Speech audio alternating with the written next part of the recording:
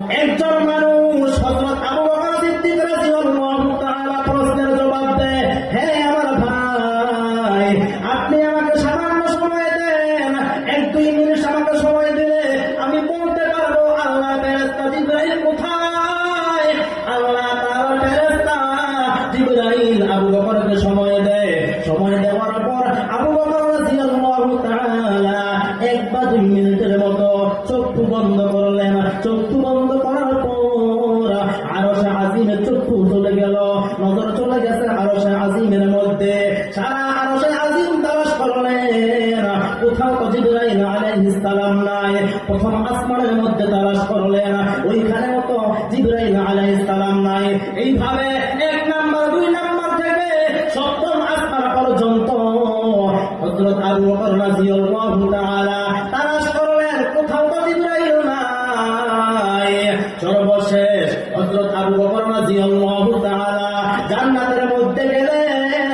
অল্প সময়ের মধ্যে চক্ষু বন্ধ করে জান্নাতের মধ্যে দেখে ওইখানের মধ্যে জিবরাইল নাই। জাহান্নামের মধ্যে ঘোরাফেরা করলেন, ওইখানেও জিবরাইল নাই। সর্বশেষ আল্লাহর একজন সাহাবী, আল্লাহ নবীর সাহাবী আবু বকর রাদিয়াল্লাহু তাআলা সারা পৃথিবীর মধ্যে অল্প সময়ের মধ্যে নজর রাখলেন, দৃষ্টি করলেন, কোথায় আছে জিবরাইল। তালাশ করে দেখেন কোথাও তো জিবরাইল আলাইহিস সালাম নাই। সর্বশেষ বলতেছে, হে আমার ভাই, আমি অল্প সময়ের মধ্যে 1 বা 2 মিনিটের মধ্যে 1-2 থেকে 7ম আসমান পর্যন্ত আমি ঘুরে চলে আসছি। আমি তো জিবরাইলকে পাইলাম না, জান্নাত জাহান্নাম ঘুরে চলে আসছি, জিবরাইলকে পাইলাম না। সারা পৃথিবী আমি ঘুরে চলে আসছি, কোথাও যেহেতু জিবরাইল আলাইহিস সালাম নাই।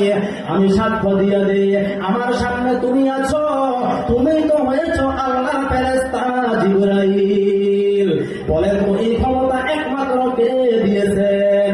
হে মুমিন ভাই, এই জামানার মধ্যেও যদি কোনো আল্লাহর বান্দা, একমাত্র আল্লাহ তাআলার খালেস বান্দা, আল্লাহর ওলি হতে পারে, বলেন তো ওই রকম শক্তি আল্লাহ তাআলা দিতে পারেন কিনা?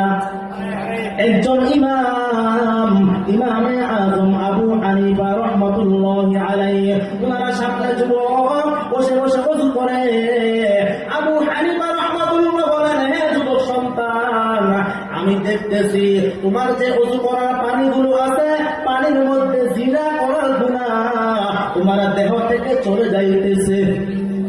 দেখেন একজন এমন আল্লাহর